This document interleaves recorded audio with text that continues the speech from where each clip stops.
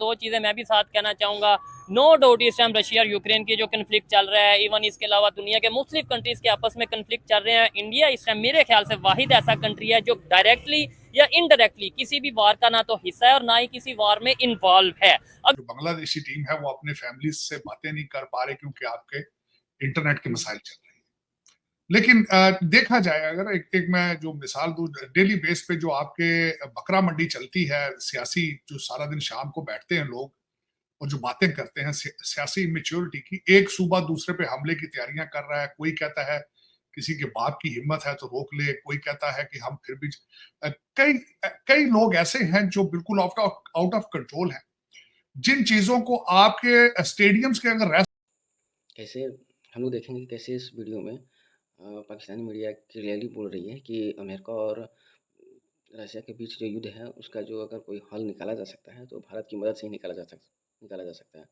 ठीक इसी तरह बात करें इजराइल और फिलिस्तीन का जो युद्ध है, जो हमास का युद्ध और यहूदियों का युद्ध बताया जा रहा है, इस युद्ध में भी अगर कोई प्रॉब्लम को मतलब सोल्यूशन लाए अगर लाना हो तो उसमें भी भारत का योगदान भारत का ही योगदान होगा, क्योंकि भारत न्यूट्रल कंट्री है, हमेशा से इजराइल को भी सपोर्ट लिया है और दिया है। ठीक उसी तरह फिलिस्तीन का भी बहुत सारे मामलों में उसको हेल्प भी किया है, और हेल्प तो नहीं लिया है लेकिन कह सकते हैं कि रिश्ता काफ़ी हद तक सही है।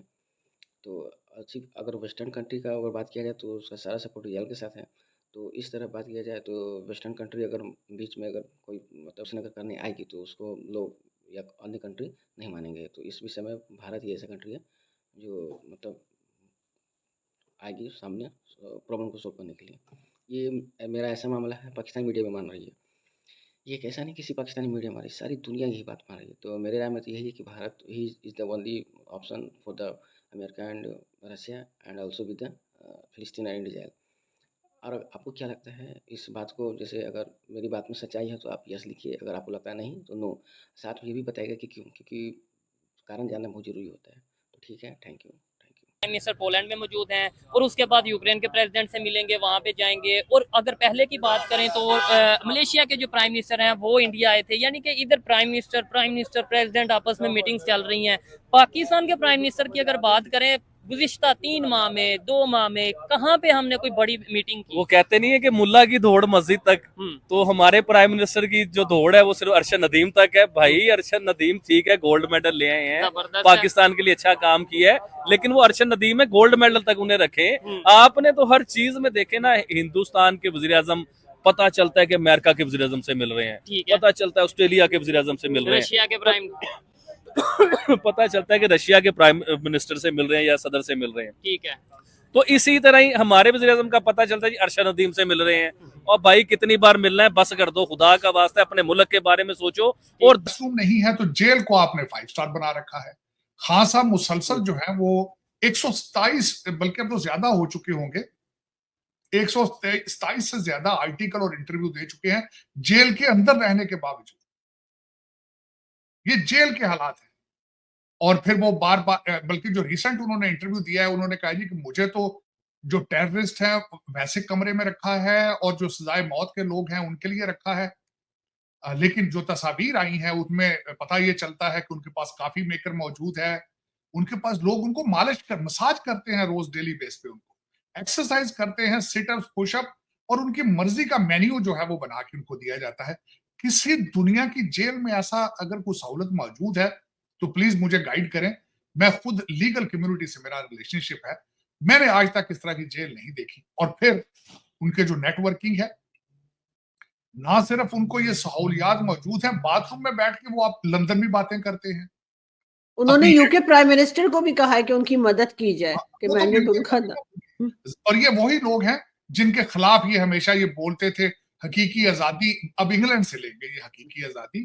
तो चले मर्जी है इनकी, लेकिन हालात बड़े अजीब। और दूसरा, ये तो मैंने आपको आपके इंटरनल बात बताई है जो कल परसों से चल रहे हैं। दूसरी तरफ आपके पड़ोस में मैं जो हमेशा कहता हूं, मैं कंपैरिजन नहीं कर रहा हूं क्योंकि आप कंपैरिजन में इंटरेस्टेड ही नहीं है। आप देखते कि पड़ोस में क्या हो रहा है वहां पे। बात मैं पूछना चाहूंगा, प्लीज वो मुझे पूछने दें। ये बात बात पूछूंगा पाकिस्तान की गवर्नमेंट से और पाकिस्तान के लोगों से और पाकिस्तान के मुल्लाओं से, ये बात मैं पूछना चाहूंगा। देखें मेरी बात सुने, वैसे हम पूरी दुनिया में मुसलमानों की बात करते हैं, मुसलमानों के हकूक की बात करते हैं, फलस्तीन में ये हो गया, फलस्तीन में। और मैं आपसे फलस्तीन से ही पूछता हूँ, फलस्तीन के मुसलमान अगर पाकिस्तान आते हैं, क्या आप उन्हें नेशनल करेंगे, नेशनलिटी देंगे? कभी भी नहीं देंगे। हिंदुस्तान साइड के कश्मीर के मुसलमान अगर पाकिस्तान आते हैं, लाहौर आते हैं, क्या आप उन्हें नेशनल करेंगे? कभी भी नहीं करेंगे। और दुनिया के बहुत से मुसलमान हैं, बांग्लादेश लगा ले, और बहुत से मुसलमान हैं जिनके मुल्कों के हालात खराब हैं, तो वो पाकिस्तान आना चाहें तो क्या आप उन्हें नेशनल करेंगे? नहीं करेंगे। अफगानिस्तान से जो लोग आए थे भाई, उन्हें जो अफगानिस्तान से आए हैं 40-40 साल इधर रहे हैं, उनके बच्चे जवान हो गए, उनकी आगे से औलादें जवान हो गई है, हमने तो उन्हें निकाल दिया अपने घर से, धक्के दे के निकाला, दफा हो जो अपने मुल्क में आप। तो मैं आपसे ये अब बताना चाहूंगा कि हिंदुस्तान में क्या हुआ। 188 के करीब मुसलमान फैमिली थी या मुसलमान लोग थे, 188 के करीब पाकिस्तान से हिंदू फैमिली गई हिंदुस्तान। ठीक है, उन्होंने उन्हें इज्जत दी, प्रॉपर नेशनल किया, उन्हें आम शहरी जिस तरह है उस तरह का आम शहरी बनाया। क्या हमने आज तक अफगानियों को जो बुलाया उन्हें भगाया कि नहीं भगाया? क्या हम बड़ी बात करते हैं फलस्तीन की, बहुत बड़ा जुल्म हो रहा है जी फलस्तीन में मुसलमानों के ऊपर, क्या उन मुसलमानों को हमने कभी पाकिस्तान बुला के नेशनल किया? बांग्लादेश में इतना बड़ा हालात खराब हुए, कत्लो गारत हुई, कितना खून खराबा हुआ, तो था भी पाकिस्तान का हिस्सा। जी था भी पाकिस्तान। किसी एक बंगाली को हमने नेशनल किया? नहीं किया। तो हिंदुस्तान जिसे हम कहते हैं ना मुसलमानों का दुश्मन है या वो तो इंसानियत के खिलाफ है, मुझे तो लगता है कि इंसानियत का काम ही हिंदुस्तान कर रहा है। दुनिया की जंगें वो रुकवा रहा है, जहां पे सुपर पावर फेल हो जाता है वहां पे उसे भेजते हैं प्राइम मिनिस्टर नरेंद्र मोदी को। इश्यूज वहां पे भी हैं, देखें हमें दोनों साइड की बात करने की जरूरत है। इंडिया में भी बहुत से इशू होंगे, गुर्बत वहां पे भी होगी, बेरोजगारी वहां पे भी होगी, जॉब्स का इशू तो अक्सर मैं सोशल मीडिया पे देखता रहता हूं। ये बात करूंगा, देखें मैं हमेशा कहता हूं कि 150 करोड़ की आबादी है उनकी, तो उसके साथ 150 करोड़ मसाइल तो होंगे, लेकिन इतने स्टीम लेवल के मसाइल नहीं है जितने हम लोग इधर हमें दिखाया जाता है, उस तरह के नहीं है।